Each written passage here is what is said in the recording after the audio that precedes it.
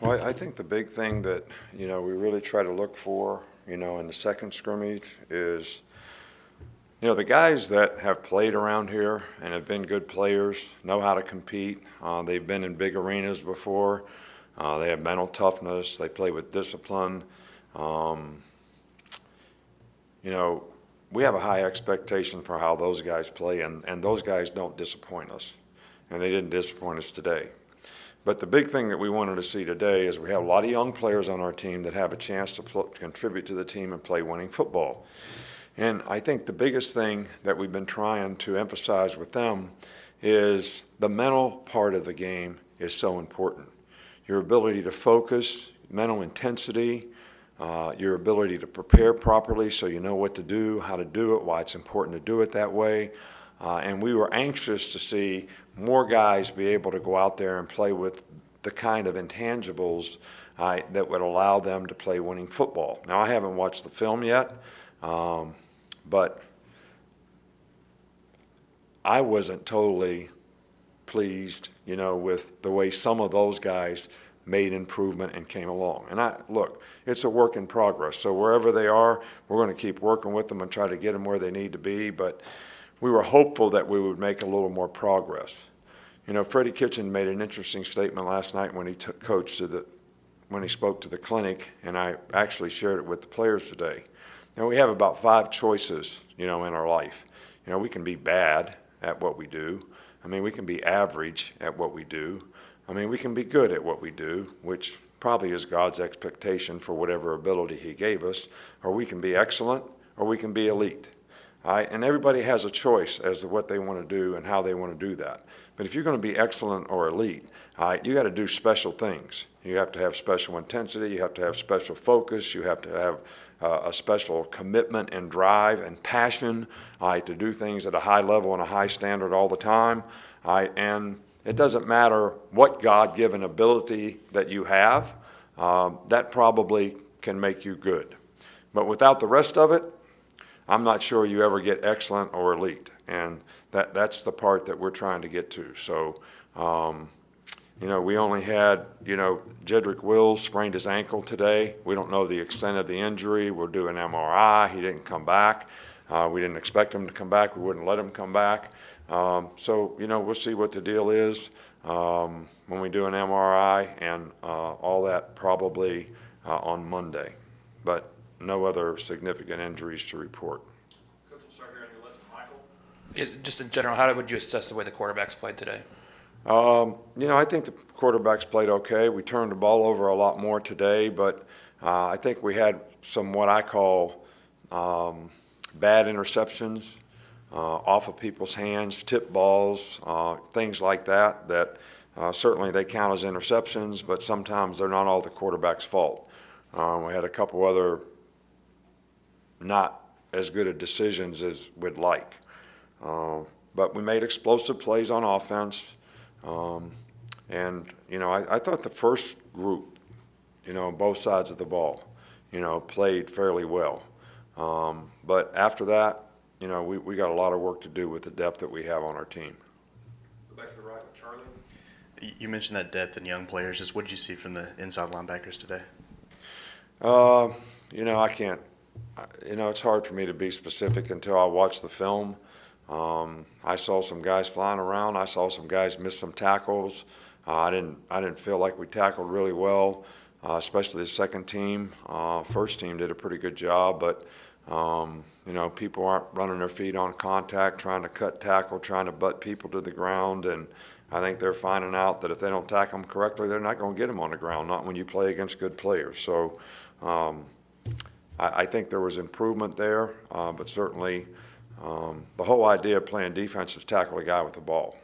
So you can do everything right, and if you don't tackle the guy with the ball, that's why you're out there. Okay, we'll go over here with Alex down the right. Nick, I wanted to ask you about some of the young guys on the defensive line, DJ Dale and Justin. What have they done to maybe impress you a little bit out there? Well, both guys have made really good progress. They're very good athletes. DJ is, playing some with the ones that knows. He's got good initial quickness, good power, strikes. Seems to be pretty conscientious, shows a little maturity about being able to go out there and do his job. I think some of the other guys have certainly shown us that they have ability. I think when they get in a competitive situation, they completely just, dumb down. They can't focus. They're supposed to slant. They don't slant. So it's really, you can see the talent, you can see the ability, but they've got to develop confidence, when they hear a call that this is what I do, and trust in that and believe in that. And right now, in practice, it's starting to happen. But the next step is we got to get it in a competitive situation. Two more, Cecil and then Tony. Coach, just as a follow-up to that, probably even in the years that you've been here, 10 years ago, you might have one guy, two guys leave after his junior year. Now 7, 8, 9 guys leave after their junior year. Do you see that on the field in spring practice? Is that a noticeable difference? I think there's no question that it's different, but I don't think it's any different here than it is every place else.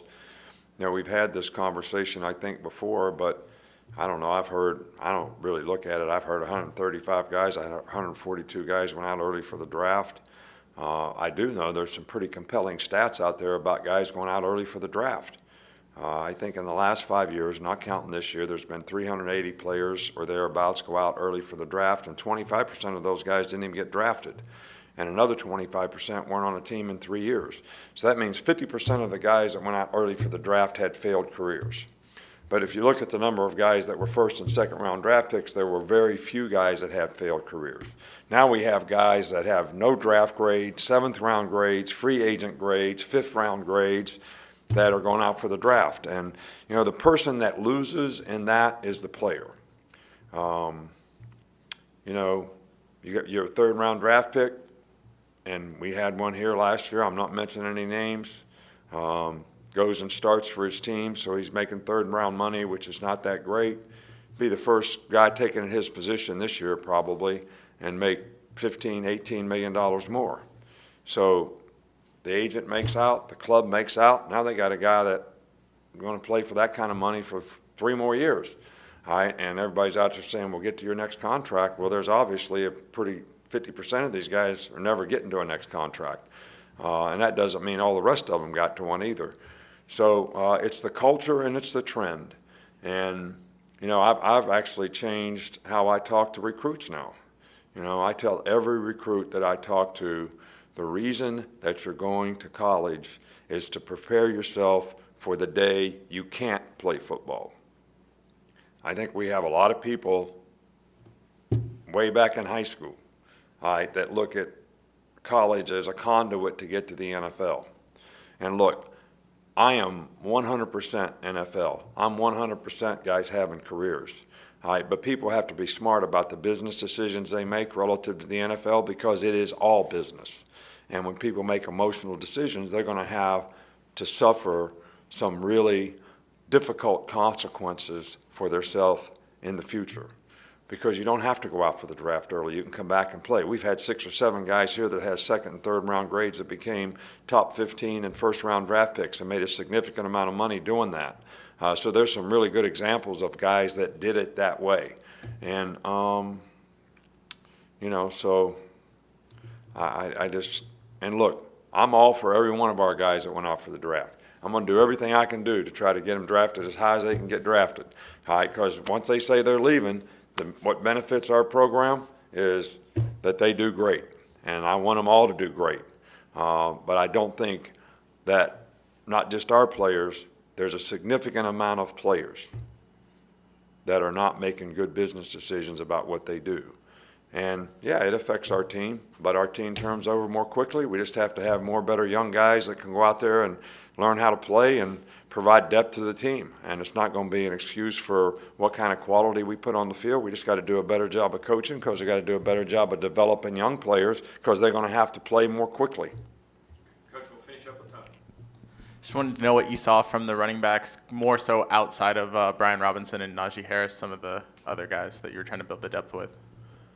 They're making progress. I mean, You know, do they have things to work on? Absolutely. Do they have ability to make plays? I think so. Or do we have some guys coming in that are going to get an opportunity to compete with them? I think so. And I think that's one of the things that, you know, we got 9 players coming in on defense and 3 more guys coming in on offense, and, you know, all those guys are going to get every shot over the summer and fall camp to be able to compete with the guys that are here. So nobody's going to be entitled to anything, you know, when it comes to next fall. You know, I know that you guys, all you care about is the depth chart. We don't have a depth chart. Everybody's going to compete, and hopefully we'll be able to get those guys to be able to play winning football at running back past the first 2 guys as well. Thanks, Coach. All right, thank you.